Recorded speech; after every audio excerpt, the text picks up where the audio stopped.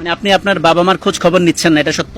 খুব সহজে আপনার পায়া লাইলে এটা ডিমান্ড কম। তার মানে আপনি আপনার ডিমান্ড বাড়ানোর জন্য এটা করছেন? বরণ পোষণ খোঁজ খবর নেন না, বিয়ে করি না রে ভাই, সহজ কথা আপনি বুঝেন না কেন, এটাই বাস্তব।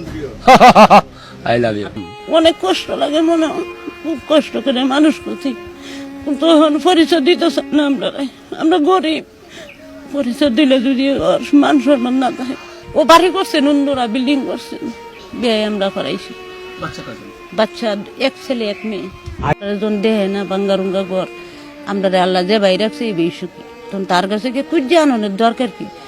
সে যখন বড় হয়েছে আরো বড় দোয়া করি আমরা করে। ওর বাপের ফেটছিরা কাজ করতে পারে নাই, এই দুজনে মিলিয়ে দিলে লেডিরে বড় সড়ক। আপনাদের খোঁজ খবর নেই? আর পুরো খোঁজ খবর না, বরণ পোষণ খোঁজ খবর নেন না, এমনি খোঁজ খবর নেই। আপনার ছেলের কয়েকটা বিখ্যাত ডায়লগ আছে, সেগুলো কি আপনি বলতে পারেন? না, ওগুলো বলতে পারি না। I am Ripon video. এইটা বলতে পারি না। ওহন আর ওর কাছে দেই যায় না। কেন? না, আমার ওই কৈতকটি আমার দাম নাই, ও শিক্ষা নেয় না। এ বিষয় নিয়ে নবীজির হাদিস, যাদের পিতামাতা সন্তুষ্ট থাকেন তাদের উপর আল্লাহ সন্তুষ্ট থাকেন, যাদের পিতামাতা অসন্তুষ্টে থাকেন তাদের উপর আল্লাহ অসন্তুষ্টে থাকেন। এমনকি কিয়ামতের দিন আল্লাহ 3 শ্রেণীর ব্যক্তিদের দিকে তাকাবেন না।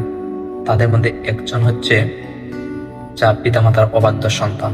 আল্লাহ তার কোরআন কারিমে বলেছেন, তোমরা তোমাদের রবের ইবাদত করো, এমনকি তোমরা তোমার পিতামাতার সাথে সৎ ব্যবহার করো।